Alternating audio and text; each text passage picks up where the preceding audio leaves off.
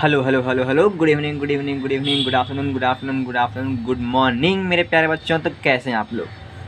तो प्यारे बच्चों, आज आप लोग 11th से 12th में एंट्री कर चुके हैं और आप लोग सोच रहे हो 12th बोर्ड में, बिहार बोर्ड में 95% प्लस लेकर आऊँ।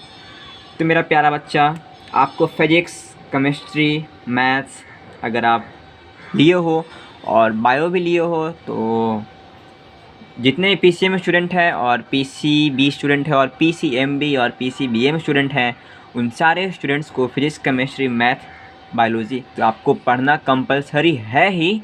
उसके अलावा आपके इंग्लिश और हिंदी सब्जेक्ट भी पढ़ना कंपलसरी है, जो कि आपके स्कोरिंग सब्जेक्ट्स हैं, है कि नहीं। हिंदी आपका मोस्ट इम्पॉर्टेंट है, जो कि 100 में 100 आपको दिलवा सकता है, 100 नंबर का है, ठीक है।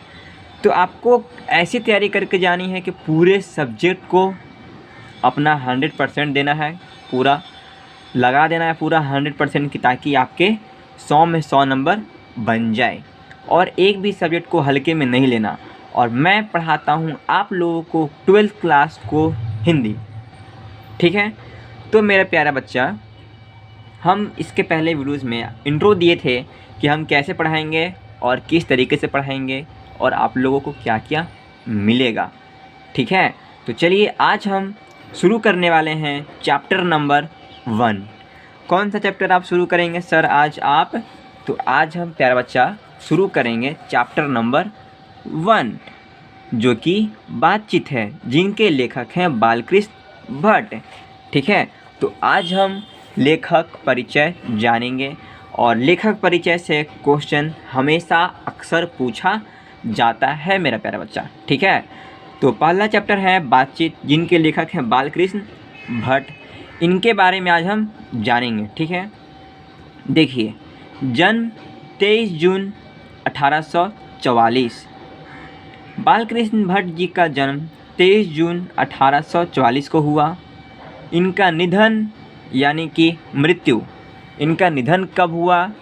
तो 20 जुलाई 1914 को हुआ, ठीक है। अभी आपको घबराना बिल्कुल नहीं है कि सर हम कैसे याद करेंगे जन्म, निधन, निवास स्थान, माता पिता का नाम, शिक्षा, इनकी कृति, इनकी रचनाएं कैसे याद करेंगे सर?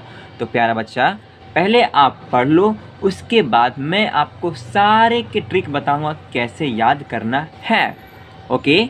चलिए, इनका निवास स्थान है इलाहाबाद, उत्तर प्रदेश। बालकृष्ण भट्ट जी उत्तर प्रदेश के इलाहाबाद में इनका निवास स्थान है, ओके। माता और पिता पार्वती देवी एवं बेनी प्रसाद भट्ट। इनके पिताजी का नाम बेनी प्रसाद भट्ट है और माता जी का नाम पार्वती देवी है, ठीक है। पिता एक व्यापारी थे और माता एक सुसंस्कृत महिला, जिन्होंने बालकृष्ण भट्ट के मन में अध्ययन की रुचि एवं लालसा जगाई। देखिए, इनकी जो माँ थी पार्वती देवी, इन्होंने बचपन में बालकृष्ण भट्ट के मन में रुचि जगाई। किस विषय के बारे में रुचि? पढ़ने के विषय में रुचि, ठीक है। अब आजकल के बच्चे क्या होता है कि पढ़ने में कम रुचि लाते हैं और फ़ोन चलाने में ज़्यादा रुचि लाते हैं, है कि नहीं। लेकिन इनकी जो माँ थी वह एक सुसंस्कृत महिला थी, जिन्होंने बालकृष्ण भट्ट के मन में अध्ययन की रुचि एवं लालसा जगाई, पढ़ने की ओर आकर्षित किया, मोटिवेट की, ठीक है। इनकी शिक्षा देखें, प्रारंभ में संस्कृत का अध्ययन, स्टार्टिंग में इन्होंने संस्कृत पढ़ा। किन से पढ़ा? अपनी माँ से। 1867 में प्रयाग के मिशन स्कूल से एंट्रेंस की परीक्षा दी। 1867 में इन्होंने प्रयाग के मिशन स्कूल से एंट्रेंस की परीक्षा दी, ओके।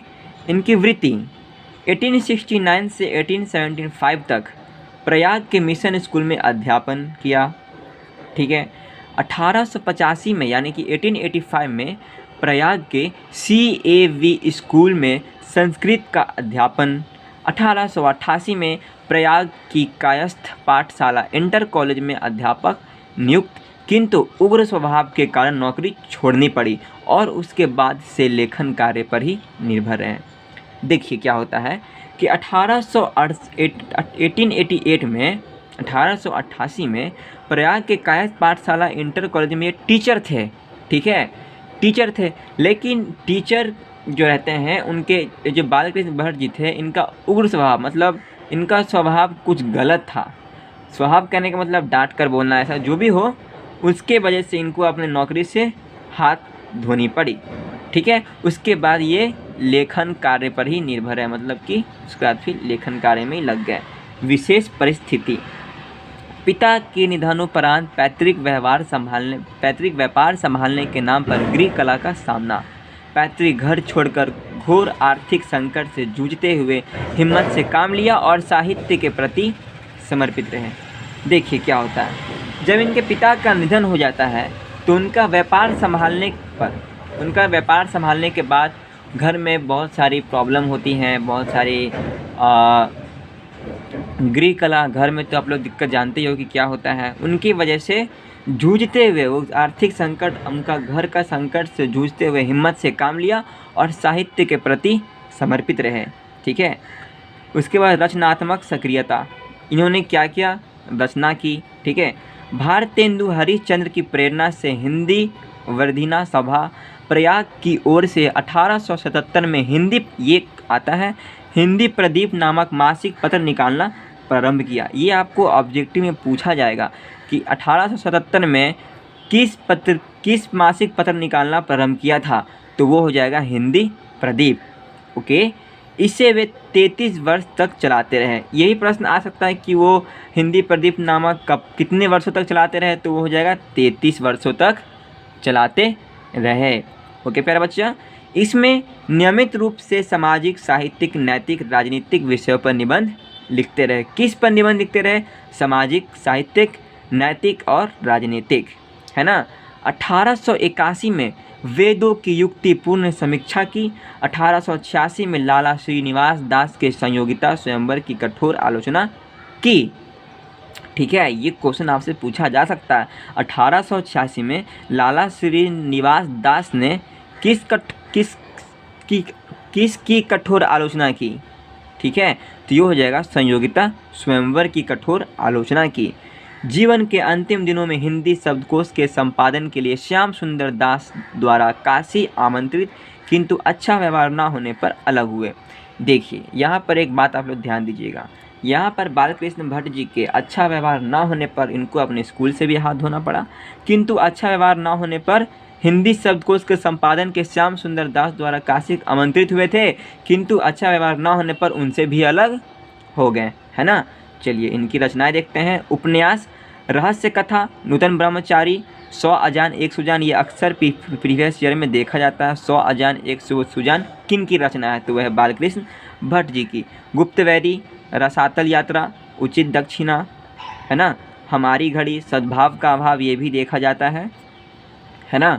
उसके बाद होता है नाटक, इनका है देखिए नाटक पद्मावती, किरेतार्जुनीय, वेणी संहार, ये भी देखा जाता है। शिशुपाल वध, नल दमयंती या दमयंती स्वयंवर, ये भी देखा जाएगा। दमयंती स्वयंवर किस लेखक की रचना है, तो आपको बालकृष्ण भट्ट की ऑप्शन में दिया जाएगा। बालकृष्ण भट्ट की कौन सी रचना है, ऑप्शन में दे देंगे दमयंती स्वयंवर, और भी कुछ रचना आपको दे दिया जाएगा, तो आपको उसमें से टिक मारना है। दमयंती स्वयंवर अगर बालकृष्ण भट्ट से मिला रहेगा तो आप लोग टिक मार दीजिएगा, ठीक है। शिक्षादान, चंद्रसेन, सीता वनवास, पतित पंचम, मेघनाथ वध, कट्टर सुन की एक नकल, वृणला, इंग्लैंडेश्वरी और भारत जननी, भारतवर्ष और कली, 2 दूरदेशी, 1 रोगी और 1 वैद्य, रेल का विकट खेल, ये पूछा जाता है, ध्यान दीजिएगा मेरा प्यारा बच्चा। बाल विवाह आदि।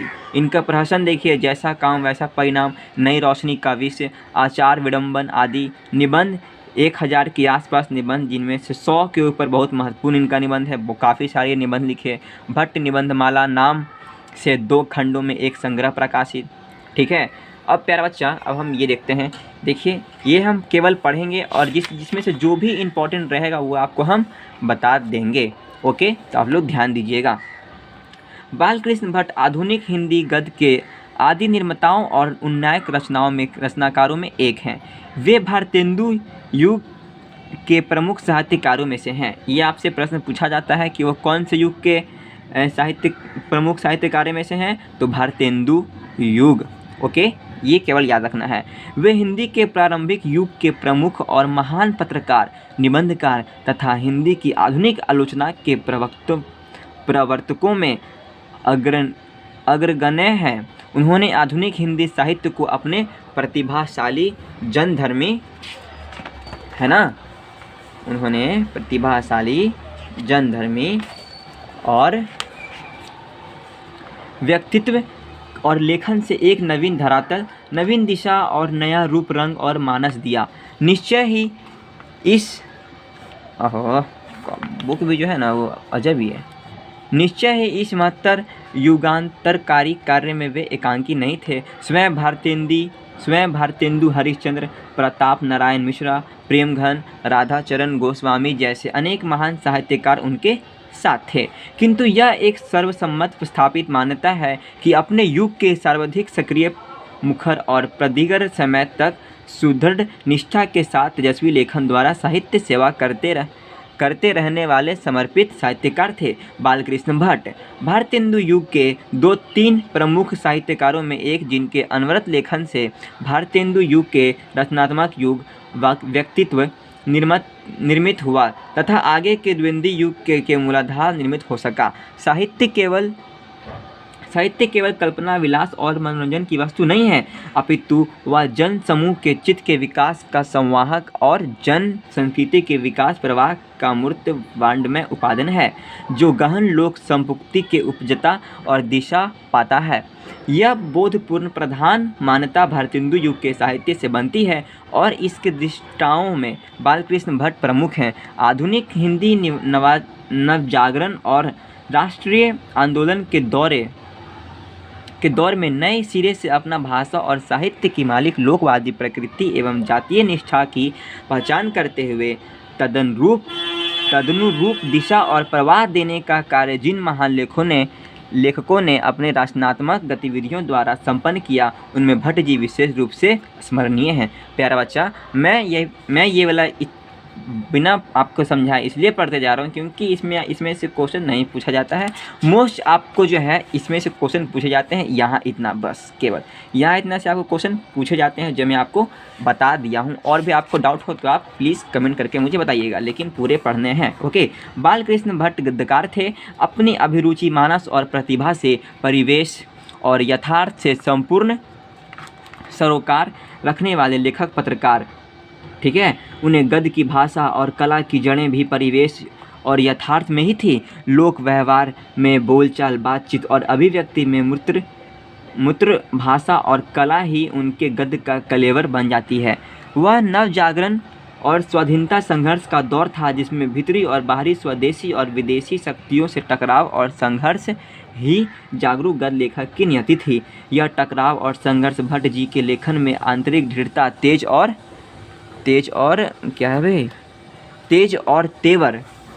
और तेवर बनकर उभरता है। भट्ट जी ने हिंदी प्रदीप में पूरे अधूरे उनके उपन्यास लिखे। हिंदी प्रदीप मैं आपको बता चुका हूँ इसमें, है ना। हिंदी प्रदीप किसमें बता चुका हूँ, इसमें ये देखिए 1877 में हिंदी प्रदीप नामक मासिक पत्र निकाला था, है ना।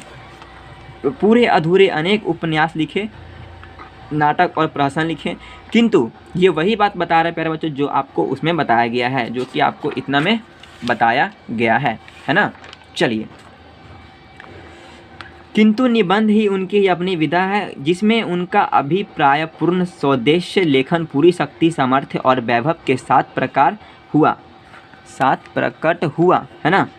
सामायिक समस्याओं पर उन्होंने जमकर लिखा है। बाल विवाह, स्त्री शिक्षा, महिला स्वातंत्र्य, राजा प्रजा, कृषकों की दुर्व्यवस्था, अंग्रेजी शिक्षा, सुशिक्षितों में परिवर्तन, देश सेवा, अंधविश्वास आदि विषयों पर उन्होंने खूब लिखा।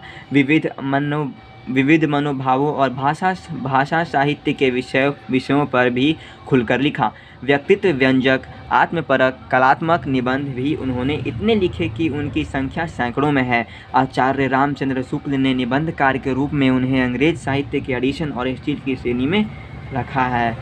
ठीक है, ये प्रश्न आपसे लास्ट में पूछे जाते हैं। ठीक है, कौन सा? आचार्य रामचंद्र शुक्ल निबंधकार के रूप में उन्हें अंग्रेजी साहित्य के एडिशन और स्टील की श्रेणी में किसने रखा है? तो हो जाएगा एडिशन ने, एडिशन और स्टील की श्रेणी में रखा है ना। अब ये देखिए लास्ट, यहाँ प्रस्तुत बातचीत शीर्षक निबंध के उनके निबंधकार व्यक्तित्व और निबंध कला के साथ साथ भाषा शैली का भी प्रतिनिधित्व करता है।